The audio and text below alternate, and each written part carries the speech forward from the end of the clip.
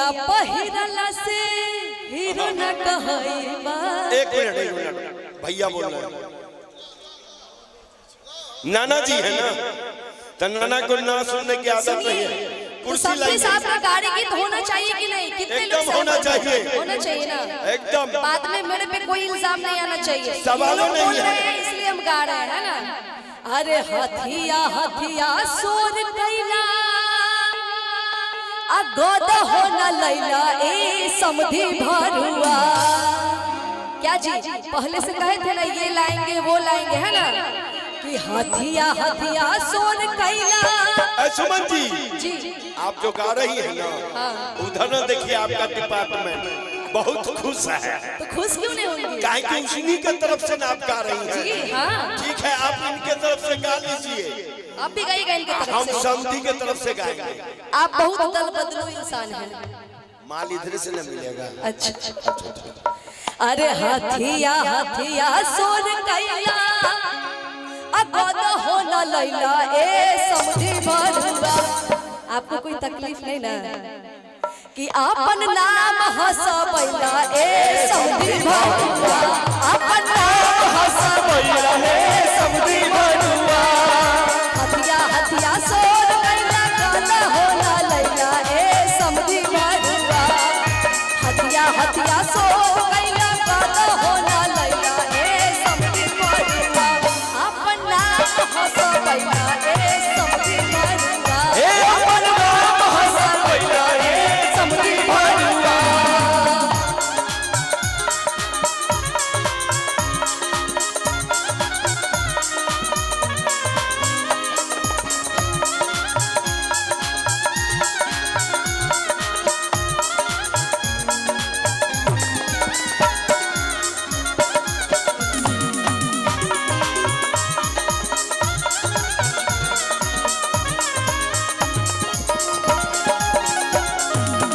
क्या बात है, तालियां तालियां।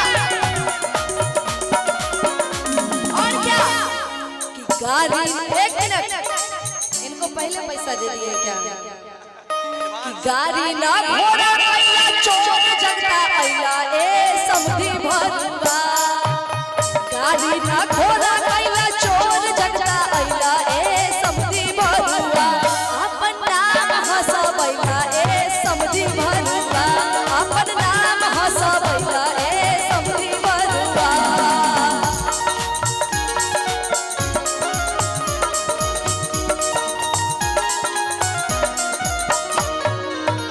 और ये उज्जवल राज आरटीसी उनके तरफ से ये सुंदर सा पुरस्कार बहुत अच्छा लगा। 501 रुपया का पुरस्कार आया है। गाड़ी दिए सो अच्छा मैं चाहूंगा कि लगा। जोरदार ताली होनी चाहिए। लड़की के दादाजी अच्छा लड़की के बाबा के तरफ से आया है भाई, हमारे माननीय इंद्रदेव ठाकुर की तरफ से। ताली बजा दो एक बार जोरदार।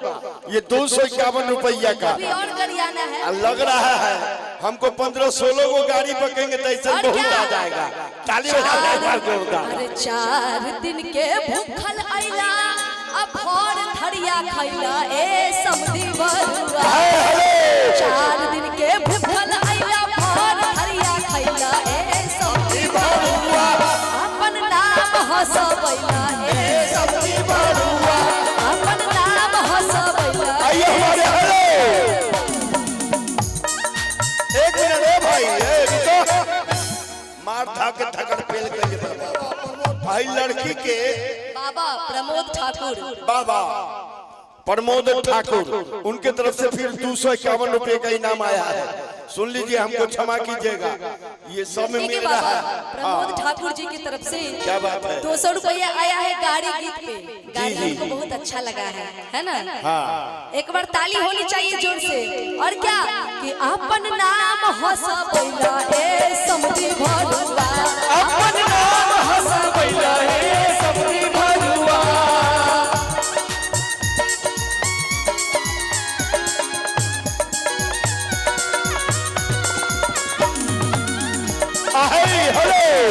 आइए है भैया पीकेसी मैसूर के तरफ से 251 रुपया है। ताली बजा दे एक बार।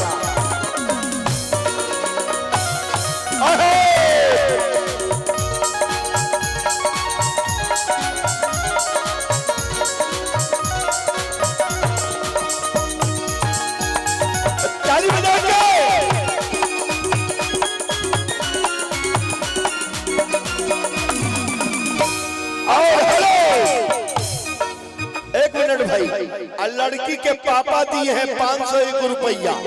ताली बजा दो एक बार जोरदार। मन भर के गाड़ी बकियो, मन भर के, एकदम मन भर के हम गाड़ी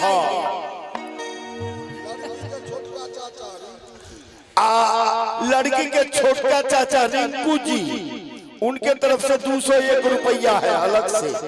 ताली बजा दीजिए एक बार जोरदार। मिश्रा जी, हाँ जी, समुद्री जी का क्या कहना है? क्या कहना है? बांध के खोलाई समुद्री मांगे समाधिनिया हो, बांध के खोलाई समुद्री मांगे समाधिनिया हो, बांध के खोलाई समुद्री मांगे समाधिनिया हो। मरवा में भीड़ भइल भारी, क्या मरवा में भीड़ भइल भारी, बड़ा रंगदार समाधि। मरवा में भीड़ भइल भारी, बड़ा रंगदार समाधि। पान के खोलाई समुद्री मांगे समाधिनिया हो, पान के खोलाई समुद्री मांगे समाधिनिया हो। मरवा में भीड़ भइल भारी, बड़ा रंगदार समाधि। मरवा में भीड़ भइल भारी, बड़ा रंगदार समाधि।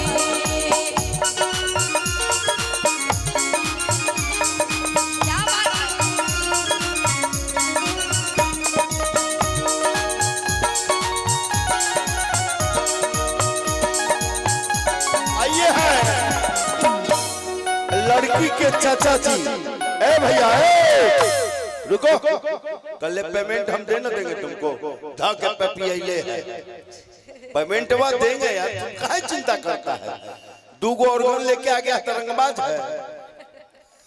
आइए हमारे लड़की के चाचा विमलेश जी, क्या बात है, उनके तरफ से 501 रुपए का पुरस्कार है। ऐसा गाड़ी गीत पे भी आप कहू मान के हन करैया 500 रुपया आया है। हाँ, और क्या कहते हैं समधी जी? ये लग रहा है विपिन बिहारी है, ये हमारे विपिन बिहारी आई मुजफ्फरपुर में बेच रहे थे कुछ दिन पहले तरकारी। ताली बजा दो हमारे विपिन बिहारी के लिए। वेलकम, मैं इनका हार्दिक अभिनंदन करता हूँ, स्वागत करता हूँ। उनके तरफ से 101 रुपया। ताली बजा दीजिए एक बार जोरदार। और आइए मिजाज में एकदम कि ना मांगे गैया ना मांगे भैंसिया हो, मांगे गैया ना मांगे भैंसिया हो, ना मांगे गैया ना मांगे भैंसिया हो, ना मांगे गैया ना मांगे भैंसिया हो। हाँ बोलिएगा भैया। अनीता कुमारी समस्तीपुर, उनके तरफ से 501 रुपया आया है। वो भी खुश लग रही है सब्जी को गाड़ी सुनवाने में। ताली बजा दीजिए अनीता कुमारी के लिए। वेलकम, बहुत बहुत शुक्रिया। ना मांगे गैया ना मांगे भैंसिया हो, ना मांगे गैया ना मांगे भैंसिया हो, ना मांगे रेडियो औरी घड़ी, बड़ा रंगदार समाधि। मरवा में भीड़ भइल भारी, बड़ा रंगदार समाधि।